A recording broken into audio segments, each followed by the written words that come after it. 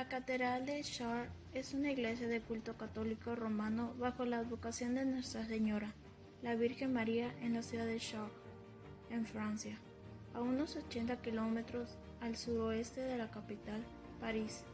Asimismo, es la sede de la diócesis de Chartres. Historia. Existen indicios de que en el lugar que hoy ocupa la catedral existía desde tiempos anteriores a la era cristiana un altar y, según algunos autores, una gruta, dedicado a la diosa madre de la mitología druídica, siendo esta localidad un importante centro religioso para la tribu celta de los Carnutos, pueblo del que deriva el nombre de la ciudad. Esta particularidad se ha relacionado con el hecho de que Chartres se convirtiera en un importante centro de veneración a la Virgen María, cuando a partir del siglo XII resurgió esta devoción en la Iglesia cristiana occidental. De cualquier manera, la ciudad de Chartres ya era un centro de culto mariano y peregrinaje desde tiempos atrás debido a la creencia de la catedral llamada Santa Camicia, una reliquia traída desde Tierra Santa y cedida a la catedral por Carlos el Calvo en 876, y que supuestamente es la túnica de la Virgen María. Por este motivo, gozaba de un próspero comercio centrado en las ferias que se celebraban en las 4 grandes festividades marianas del año: la Purificación, la Anunciación, la Asunción. La primera iglesia de que se tiene constancia se construyó alrededor del año 350. Esta desapareció en un incendio hacia 740 o 750, durante el saqueo de los visigodos de Unaldo, duque de Aquitania. Una segunda catedral es destruida por los piratas normandos al mando de Hastings el 12 de junio de 858. El obispo Gisleberto reconstruyó y amplió de esta iglesia. De esta se queda una capilla que forma parte de la actual cripta. En esta época es cuando la catedral recibe la reliquia de la túnica de la Virgen, que aumentó la importancia del lugar.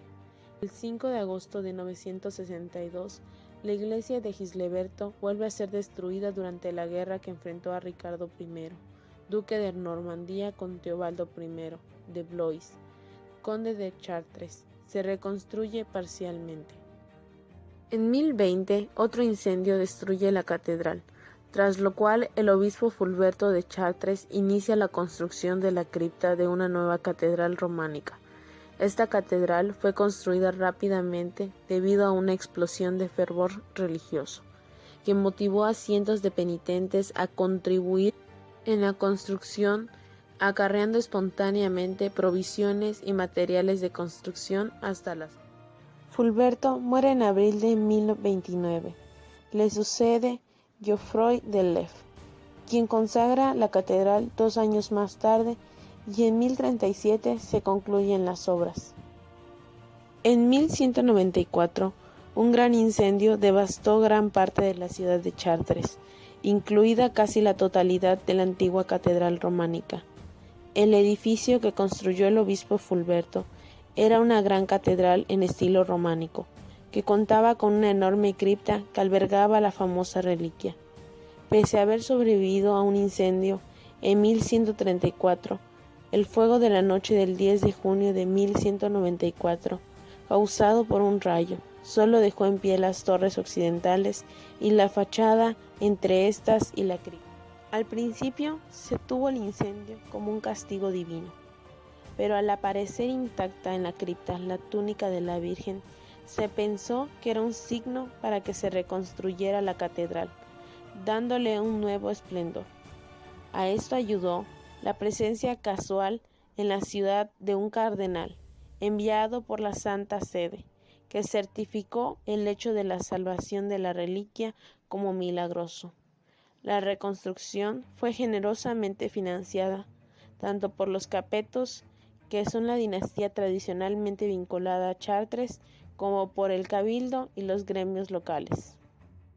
Vitrales.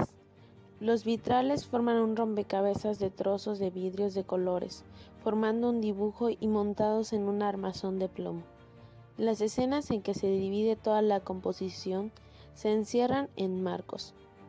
Cada recuadro contiene un episodio inspirado en el Antiguo Testamento o en los Evangelios. Esto demuestra la predominancia que tenía el cristianismo en esa época. Las figuras son pocas y simples, para instruir mejor al fiel, alargadas y bidimensionales, al igual que el fondo. Por lo general, los colores son fuertes: rojo, azul, amarillo, verde, predominando el azul en la Catedral de Chartres. Así se lograban distintos juegos de colores, dependiendo de la posición del sol. La Catedral de Chartres posee 175 vitrales, incluyendo los 3 rosetones. La mayoría fue hecha durante el siglo XIII, a excepción de 12 que fueron reconstruidos en el siglo XVIII. Su construcción solamente llevó 30 años, lo que dio coherencia a la obra. Entre los principales vitrales se encuentran el rosetón de la fachada, el Hijo Pródigo, el árbol de Jesé, la Pasión y la Resurrección. Los vitrales se dividen en 3 categorías. Los ventanales bajos cuentan historias de vida y relatos de la Biblia, descomponiéndolos en pequeños paneles. Los altos enumeran las figuras de los santos tratados de manera monumental. Y finalmente, los 3 grandes rosetones proclaman la gloria de Cristo y de la Virgen. El orden de los temas obedece a ciertos cánones, establecidos por las tradiciones que reglan la disposición de motivos, como por ejemplo que la muerte se encuentra al norte y la resurrección al sur. Las primeras catedrales góticas francesas se empezaron a construir a finales del siglo XII. La de Chartres, erigida en el lugar de la vieja catedral románica, incendiada en 1193, fue construida entre 1194 y 1290. Está compuesta por 5 naves y tiene 134 metros de largo por 46 metros de ancho en el coro, con una altura de 36.5 metros en su nave central. Posee de torres, una de 106 metros y la otra de 115 metros. La cúspide de esta última representa por sí sola casi un tercio de la altura total, mientras que la parte de abajo equivale a la mitad de la fachada. Tiene además 9 portales, 3 en la fachada principal, entre ellos el famoso portal real, y 3 semiocultos por arcos esculpidos, en cada una de las 2 fachadas del transepto, nave transversal. Las estatuas de la catedral están adosadas a las columnas, representando santos y profetas en el alto relieve. Los pilares adosados a los muros de la fachada, que hacen de elementos divisorios entre los portales y ventanales, tienen asimismo una finalidad estética: contraponer a las líneas horizontales de las cornisas que separan un piso de otro, restableciendo un equilibrio. En el interior hay vidrieras de colores, obra del siglo XIII, y además una artística capilla con la Virgen del Pilar. También es notable la cripta románica construida con enormes piedras. En el lado norte, el pórtico central muestra a Cristo coronando y bendiciendo a la Virgen, con figuras de profetas y santos, mientras están rodeados de ángeles en oración y bordados por una arquería que simboliza el palacio celeste. En el friso de dintel se representa a la izquierda la muerte de María, yaciendo en una cama y rodeada de 12 apóstoles. A la derecha se narra la resurrección de la Virgen. Aunque no hay en los evangelios narración alguna sobre la resurrección, el obispo Fulberto hizo que el suceso se narrara con frecuencia. En la catedral. El pórtico sur es un regalo del conde Pierre Mauclerc, de la familia real. Este pórtico introduce nueva iconografía al estilo de Chartres. El portal central muestra el juicio final con esculturas de los apóstoles en las jambas.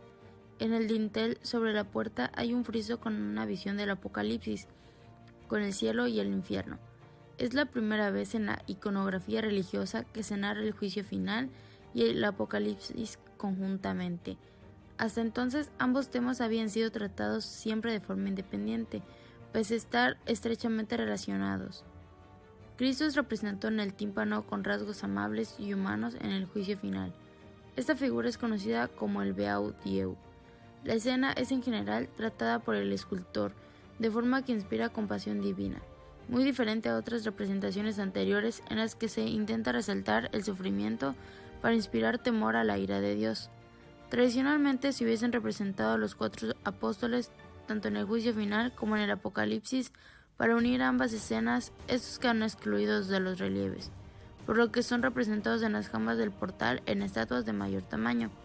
Esto deja un espacio disponible en los relieves que es ocupado por la Virgen a la derecha de Cristo y por el apóstol Juan, que ruegan a Cristo por las almas de los juzgados, aumentando la sensación de compasión en conjunto. Ambas figuras son del mismo tamaño que Jesús, lo cual para algunos teólogos de la época daba una imagen demasiado humanizada de Cristo. Esta equiparación de tamaño se cree que puede simbolizar el poder de intersección de la Virgen y de San Juan, que había sido establecido ya desde los tiempos de la primera iglesia bizantina. El pórtico izquierdo está dedicado a los mártires de la iglesia, con el martirio de San Esteban como escena central en el tímpano. Son célebres en este pórtico de las figuras de San Jorge y San Teodoro, en la que ésta contrasta el aspecto anciano y adusto del primero con el rostro joven y bello del segundo. El portal derecho se conoce como el portal de los confesores. Este se contrapone al izquierdo, mientras que los mártires dan testimonio de Dios. Con su muerte los confesores lo hacen con su vida. Tanto unos como otros serán admitidos en el paraíso el día del juicio final, que se narra en el centro. Los vitrales son de la misma época que los del lado norte y muestran la glorificación de Cristo en el rosetón con los evangelistas y ángeles, y en el círculo externo los patriarcas del Apocalipsis y las armas de los... La cripta de Chartres es enorme, la más grande de Francia y una de las mayores de la cristiandad tras San Pedro de Roma y la Catedral de Canterbury.